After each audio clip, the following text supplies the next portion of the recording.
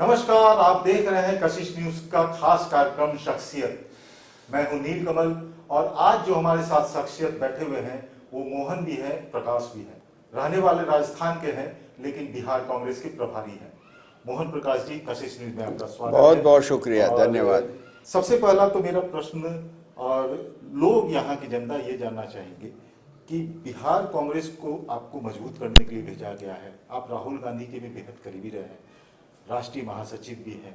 राहुल गांधी ने आपको बहुत विश्वास से भेजा है रिवाइव करने के लिए बिहार कांग्रेस को, तो इसके लिए आपका क्या प्लानिंग है? पहला सवाल तो यही। देखिए,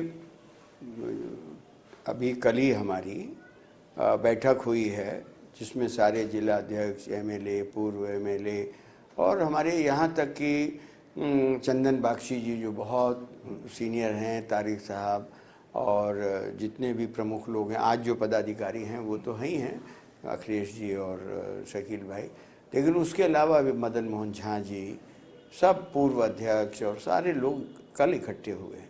और हमारे 2 सहयोगी सहप्रभारी नियुक्त हुए हैं सेक्रेटरी के रूप में, वो जिसमें एक हैं शहनवाज आलम और एक हैं सुशील पासी।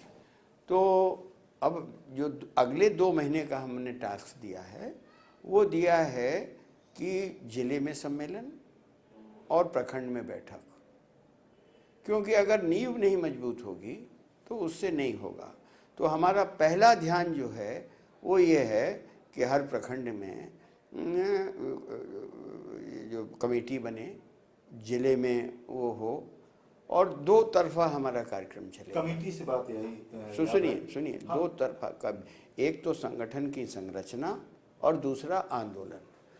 जो सवाल हैं प्रदेश के सामने, जिस तरह कानून व्यवस्था है, जिस तरह जला दिए जा रहे हैं, जिस तरीके से हत्याएं हो रही हैं, स्मार्ट मीटर है, महंगाई है, ये तो मुद्दे लेके जाएंगे। नहीं, तो जब 2 तरफा चलेगा ना काम, एक तरफ संगठन की संरचना और दूसरे स्थानीय मुद्दे या जो लोगों की परेशानियां हैं, उन परेशानी को के लिए हम ज़्यादा से ज़्यादा लोगों को जोड़ेंगे। यही सवाल मेरा था। आपने कमेटी की बात की, तो कमेटी जो है, जब अशोक चौधरी थे, अब आपके साथ नहीं है, वो जेडीयू में चले गए, अशोक चौधरी ने कमेटी बनाई थी, उसके बाद मदन मोहन झा आए, उसके बाद आप आए। अब आपका मैं समझ गया, आपको जल्दी ही प्रदेश कमेटी भी मिल जाएगी।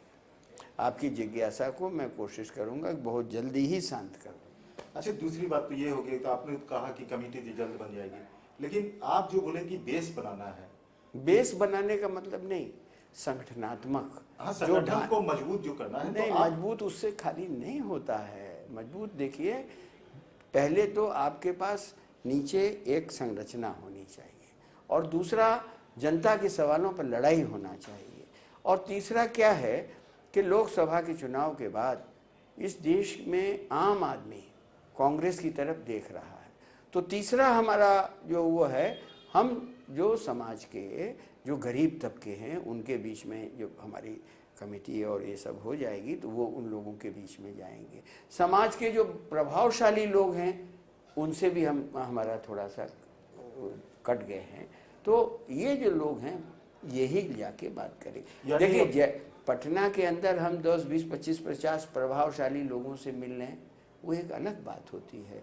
लेकिन जो एक प्रखंड के अंदर भी कोई डॉक्टर होगा जो नर्सिंग होम चलाता होगा, कोई वो होगा जो 10वीं तक, 11वीं तक या 12वीं तक स्कूल चलाता होगा, सामाजिक रूप से भी बहुत प्रतिष्ठित लोग हैं। मैं समझ गया इस बात को। हाँ। कि आप फिर से एक अपने ट्रेडिशनल वोटर को एक करना चाहते हैं, कि उनके बीच में जाना चाहते हैं, फिर से अपने साथ जोड़ना चाहते हैं।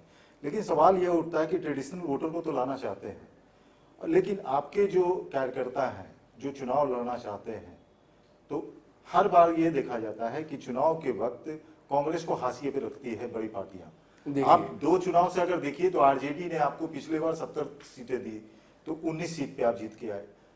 अब कैसे सीट, आप कितनी सीटें लेंगे इस बार? सुनिए, ये सीट, दूसरी बात ये, दूसरा प्रश्न है, इसी से रिलेटेड दूसरा प्रश्न है कि आपके जो उम्मीदवार चुनाव लड़ना चाहते हैं वो क्षेत्र में काम नहीं कर रहे, वो टिकट के लिए यहाँ भटकते रहते, किसी तरह से मेरे को टिकट मिल जाए। तो ऐसे में कैसे आपके पास आ रहे होंगे टिकट? नहीं, आपके पार्टी दफ्तर में आते नहीं, आप ही के पास आ रहे होंगे। हमारे पास क्यों आएगा? हम पार्टी। आप एक तरफ कह रहे हैं कि आपको हाशिए में ढकेल दिया, दूसरी तरफ आप कह रहे हैं कि 70 सीटें आपने ली। फिर हमारा इसीलिए कहना है कि जो पिछली कमजोरियां रहीं उसको दूर करने के लिए हमको नीचे का नींव जो है मजबूत करना है। ठीक है, मतलब नींव तो है लेकिन उसको मांझना पड़ता है ना, रोज कुछ ना कुछ काम करना पड़ता है। तो हम इसीलिए हमने पहले 2 महीने का ये टास्क लिया है।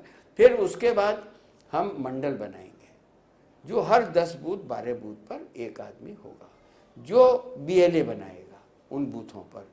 तो ये एक दफ़े हमारा ये इस तरह का अगर ढांचा खड़ा हो जाएगा तो फिर आप देखिएगा कि हमारे संगठन में किस तरीके से मजबूती आती है।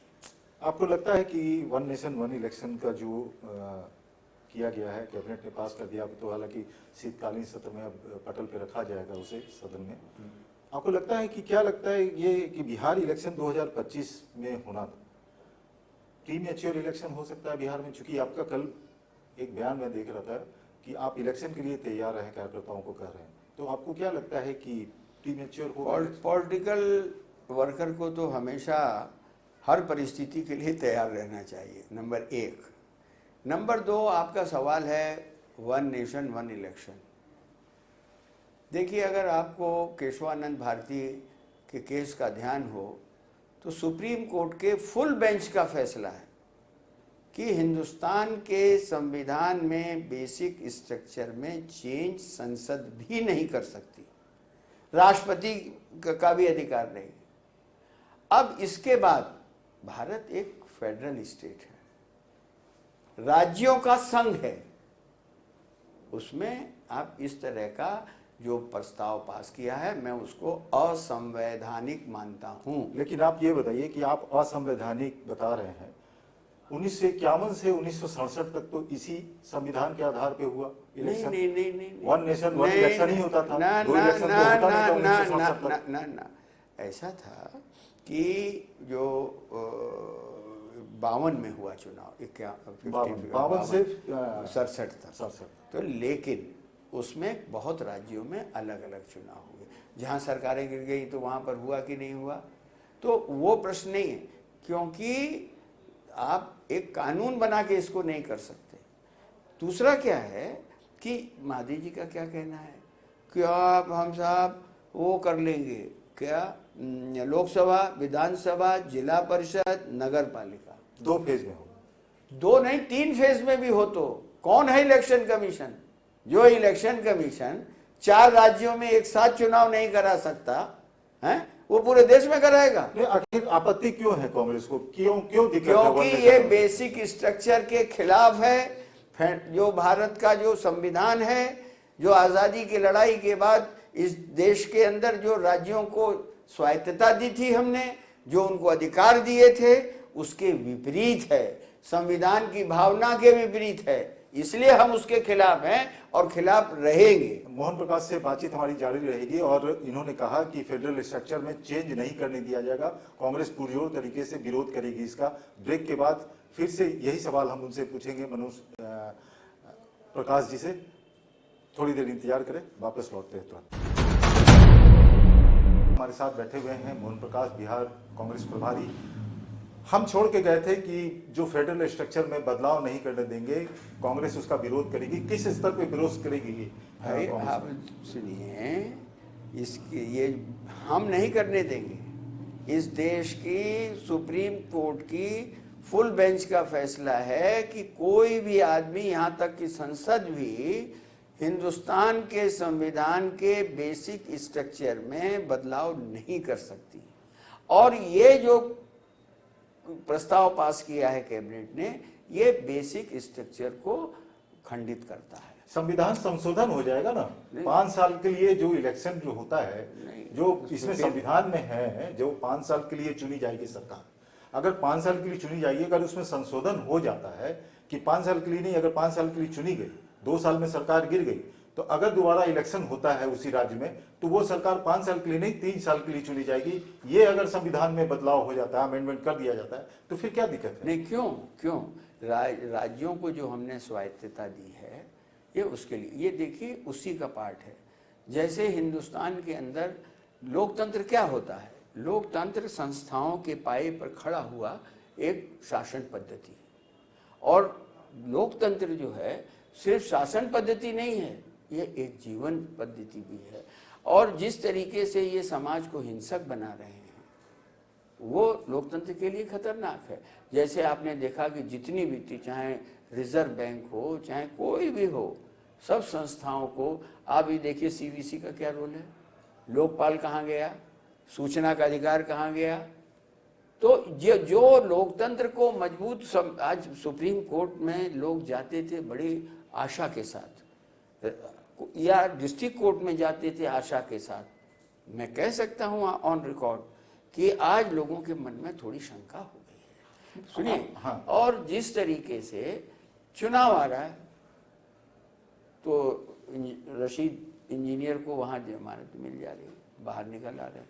बाबा राम रहीम 17 बार अब बाहर आ जा रहे हैं जब जब चुनाव हो रहा है। तो ये जो चीज़ें हैं, क्योंकि जो सामान्य नागरिक को अधिकार दिए हैं, उन अधिकारों का अगर इस तरीके से इस्तेमाल सत्ताधारी दल करेगी तो लोगों के मन में शंका कोर्ट के आप प्रति कह रहे हैं कि होती। लोकतंत्र खत्म हो रहा है, इसी लोकतंत्र में, इसी भारत में भारत विरोधी नारे लग जाते हैं। अरे भारत विरोधी नारे लिख रहे हैं, जरा सा लिखने पर एक पत्रकार बंद हो जाते हैं 3-3 महीना। तो आपके पत्रकार बंद हो जाते हैं, लेकिन आपके नेता राहुल गांधी विदेश में जाकर के भारत के विषय में क्या क्या कहा के आते हैं। ये लोकतंत्र भी तो है कि वापस भारत में आकर के उनको कोई कार्रवाई नहीं। अरे क्या बात कर रहे हैं, क्या बात कर रहे हैं आप, फालतू बात कर रहे हैं। फालतू क्या क्या चीज उसने बोली है भारत के विरोध में? अगर वो कह रहे हैं कि डेमोक्रेसी आज जो है स्ट्रेस है, तो स्ट्रेस नहीं है। अब जो बात भाजपा बोलती है वो ये नहीं बताती कि क्या बोले, क्या बोले। एक शब्द बताइए कि ये चीज जो है भारत वो बताए कि लोकतंत्र यहाँ पे खत्म हो गया है। खत्म नहीं, स्ट्रेस। तो उसमें मतलब कि अमेरिका और यूके और यूरोपियन कंट्री, वो भारतीय लोगों को वहां संबोधित कर रहे थे, अमेरिका को संबोधित नहीं कर रहे थे। उन्होंने कहा ना कि क्यों नहीं और कहेंगे? यूनियन को अगर इंटरवेन भारत करना के अंदर कुछ गलत हो रहा है तो हम क्यों नहीं कहेंगे? ये हमको सवाल। इंटरनेशनल इंटरवेन करना वाला इंटरनेशनल पर तो जाके मोदी जी जो है कहते हैं कि 14 के पहले लोग कहते थे कि मैंने कौन सा पाप किया था कि हिंदुस्तान में पैदा हो गए। आपने सवाल पूछा? बिल्कुल पूछा। कहाँ पूछा? एक शब्द आपके मुंह से नहीं निकल सकता। आज देश की जो मीडिया है वो कुछ बोल सकती है। आज ये जो अभी कांड हुआ है, ये दिखा रहे हैं, ये जो नवादा में जो हुआ, बिल्कुल दिखा रहे हैं। अरे आप दिखा रहे होंगे, कटघरे में खड़ा कर रहे हैं। कोई खटघरे में नहीं खड़ा कर, सरकार को दिखाते हैं। लेकिन उन पीड़ितों के बारे में जो खुले में रह रहे हैं, जिनके पास कपड़ा नहीं, जिनके पास बर्तन नहीं, जिनके पास खाना नहीं, वो एक कांड कह रहा हूं, हाथरस में जो कांड हुआ उसके लिए क्या किया? एक नहीं, दुनिया हिंदुस्तान में हर जगह हो रहा है। तो बंगाल पे आप लोगों ने क्या किया? बंगाल पे बोला हमारा विरोध है, हमने कहा। कहाँ आप लोग बंगाल पे बोलते हैं? आप बांग्लादेश को भी नहीं बोल पाए होंगे। यही आपका एजेंडा है और यही भाजपा का एजेंडा। क्यों नहीं बोलेंगे? क्यों नहीं बोलेंगे? हम बोलेंगे कि आज एक महीने में 28% एक्सपोर्ट हमारा बांग्लादेश से कम हो गया। तो बांग्लादेश में तो आ गए ना वो लोग, टीम आ गई दूसरी, सरकार तो शेख हसीना की चली गई। अच्छा, ये हम सवाल छोड़ते हैं। आपने कहा कि मोदी जब जाते हैं विदेश में तो कहते थे कि 2014 के पहले कुछ नहीं था यहाँ, लेकिन आप ही के मणिशंकर अय्यर जो है वो पाकिस्तान जाकर के बोलते हैं कि आप लोग, आपका इस पर इंटरव्यू है क्या?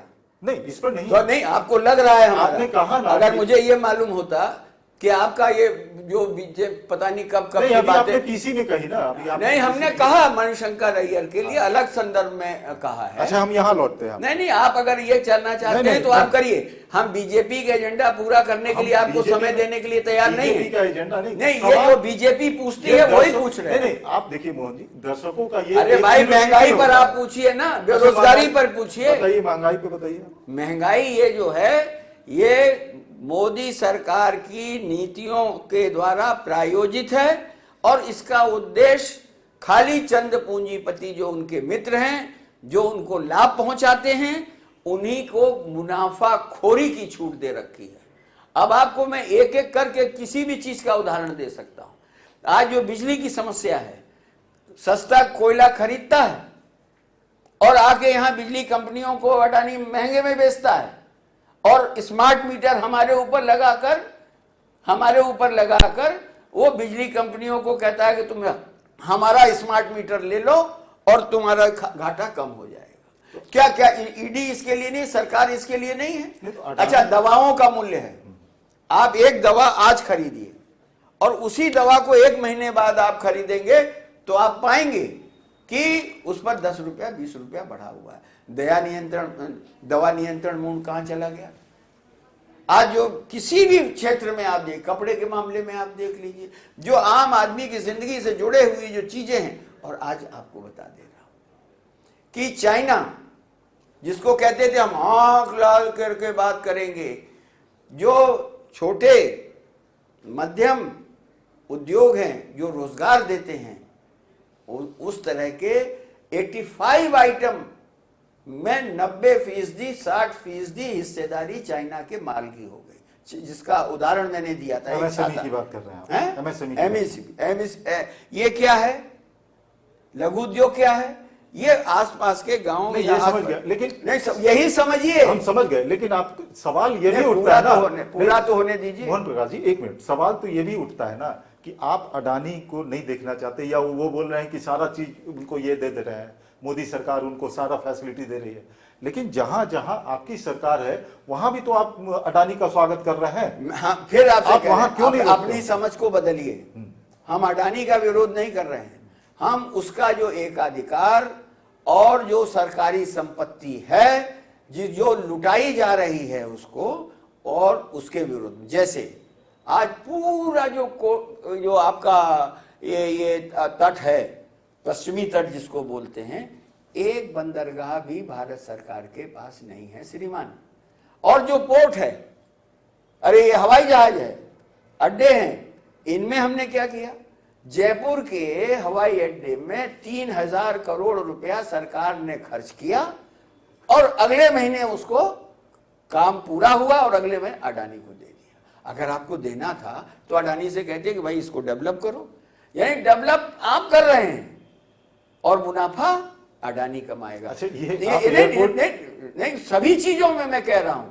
आज आप ये सोयाबीन ऑयल है जिसको फॉर्च्यून कहते हैं, किसका अधिकार है? और अखबारों में निकलवाते हैं ये मीडिया में कि जो है सरसों का तेल खाने पर आदमी जो है मर जाएगा। क्यों?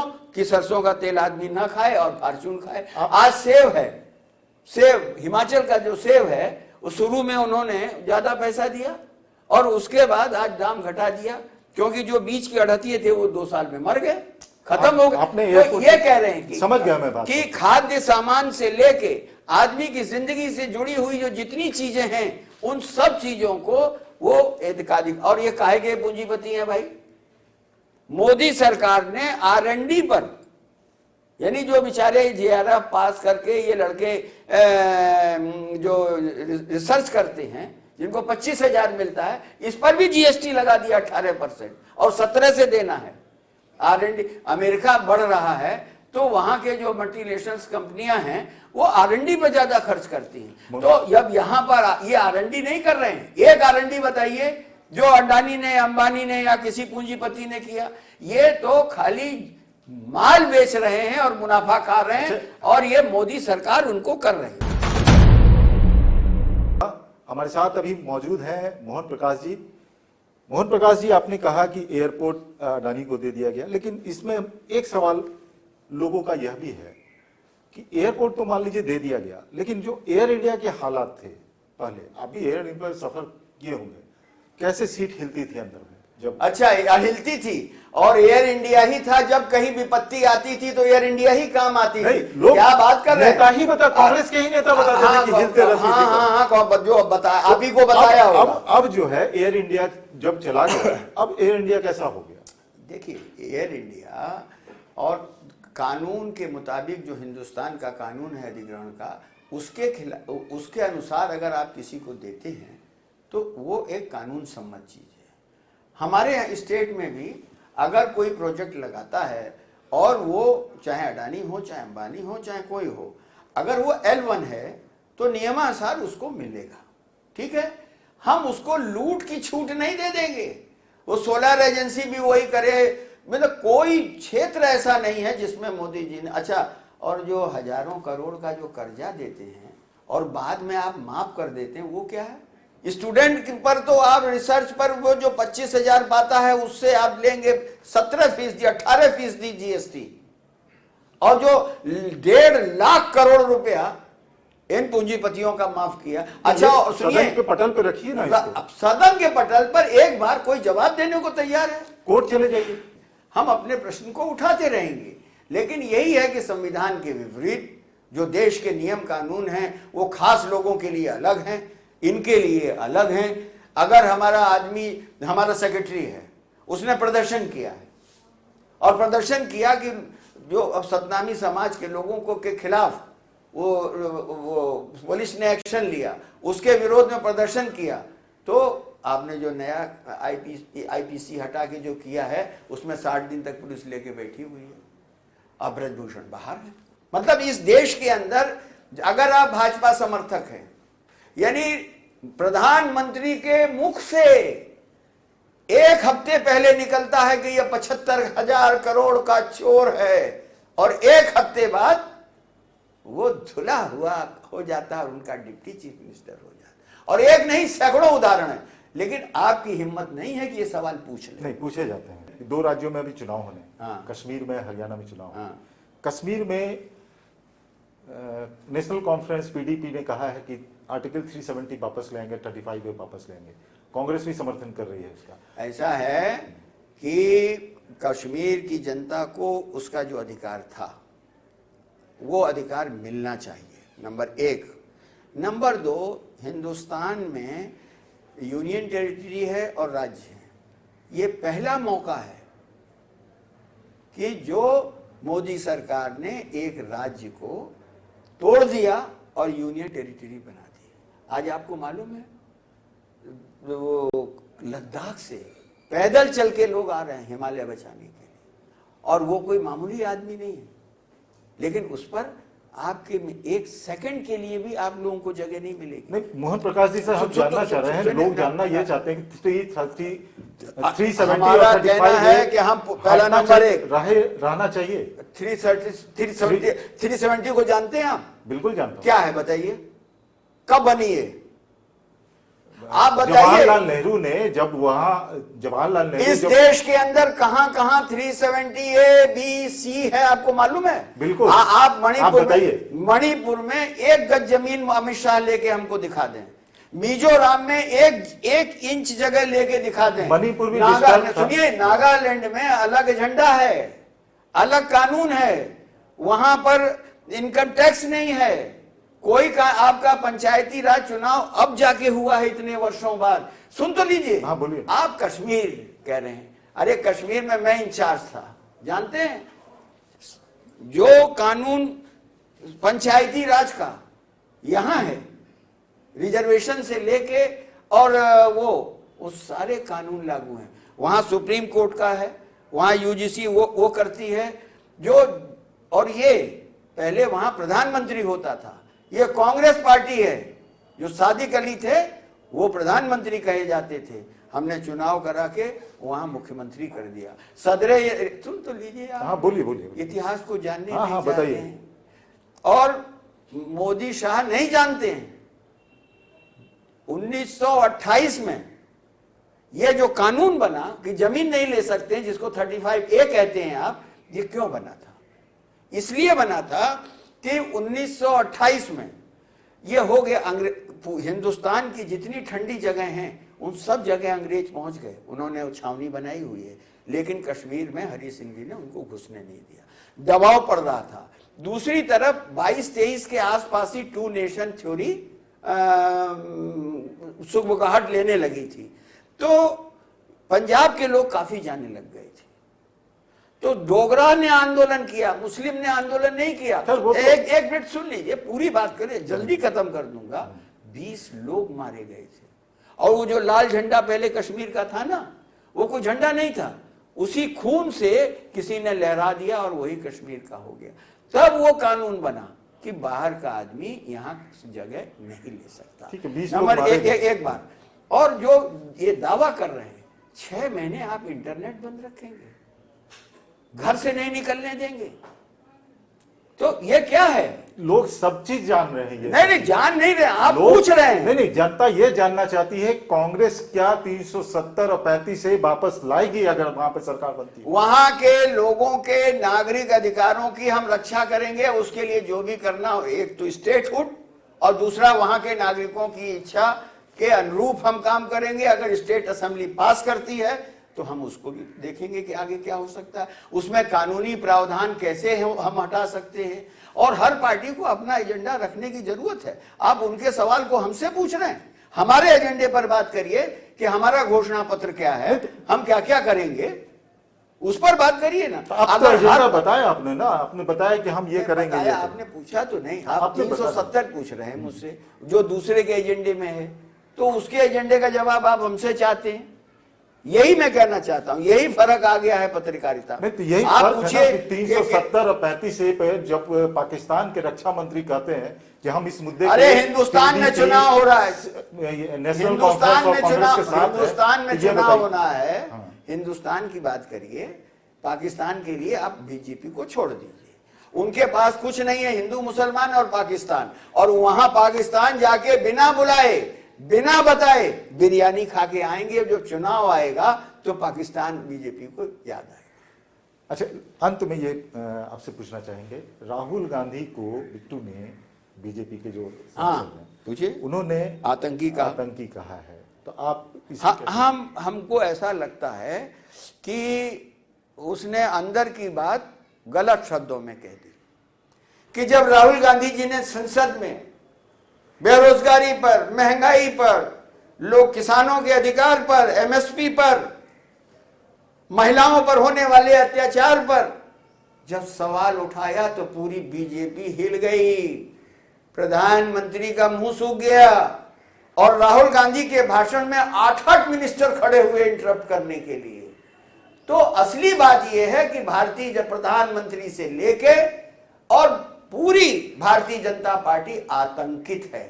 तो आतंकी तिख है की जगह उन्होंने के मुंह से आतंकी निकल गया, क्योंकि वो अंदर हैं, वो देख रहे हैं कि बीजेपी में किस तरीके से राहुल गांधी का आतंक। तो बीजेपी अगर आतंकित है तो मल्लिकार्जुन खड़गे को क्यों पीएम को चिट्ठी लिखना पड़ा, वो भी उनके जन्मदिन के अवसर पर 17 तारीख को उन्होंने। ये कोई सभ्य आदमी या ऐसा शिष्टाचार पढ़ा लिखा संस्कारी आदमी किसी को हत्या करने की वो कहेगा क्या? ये राजनीतिक शिष्टाचार के खिलाफ था, और मैं शर्मनाक मानता हूं कि मोदी जी ने अभी तक खेद प्रकट नहीं किया, क्योंकि वो लीडर हैं और वो प्रधानमंत्री हैं और उन्हीं की मंत्रिमंडल का वो सदस्य है जो लोग ऐसा कह रहे हैं। आपके राष्ट्रीय अध्यक्ष ने क्यों नहीं लिखेंगे? बिल्कुल, मतलब आप ये चाहते हैं कि हम आपको धमकी दें और आप मुझे जान से मारने की धमकी दें, यही लोकतंत्र है? ये भारतीय जनता पार्टी पूरे समाज को हिंसक बना रही है। नहीं, इसके पहले कहीं सुना आपने? नहीं, आपके इसी सवाल पर जब मल्लिकार्जुन खड़गे जी ने पत्र लिखा प्रधानमंत्री को, तो उधर से भी जवाब आया जेपी नड्डा साहब का कि उन्होंने ये लिखा कि जब राहुल गांधी कह रहे थे कि डंडे से मारेंगे मोदी को, जब आपके पार्टी के नेता कह रहे थे कि मोदी तेरी बोटी बोटी होगी, उस समय मर्यादा कहाँ गई थी? उस समय लोगों का विचार कहाँ गया? नहीं, जो मोदी बोलते हैं उस पर सवाल करिए। जो और आप जो कह, राहुल गांधी ने जो कहा ना कि जनता घेरेगी, डंडे से मारेगी, नहीं, डंडे से नहीं कहा था, सदन के अंदर कहा था। नहीं, सदन के अंदर भी नहीं कहा, बाहर भी नहीं कहा। और आपको हाथ कंगन को आरसी किया, आप चले जाइए ना हरियाणा में, जनता घेर घेर के पीट रही है कि नहीं पीट रही है? तो उन्होंने जनता के लिए कहा था, ये नहीं कहा था कि मैं हत्या करूंगा।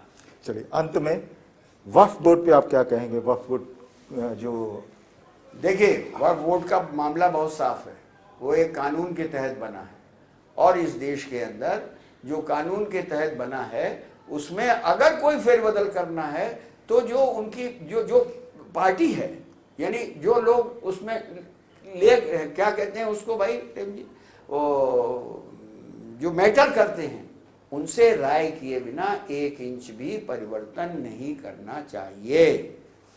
तो वक्फ बोर्ड पर ये था। और सुनिए, जो किसी भी समुदाय का, चाहे वो सिख हो, चाहे वो मुस्लिम हो, चाहे वो हिंदू हो, चाहे पारसी हों, उनके लिए जो नियम बने हैं उसमें हमारी राय में छेड़छाड़ नहीं करनी चाहिए, क्योंकि सारे लोगों से राय करके वो कानून बने।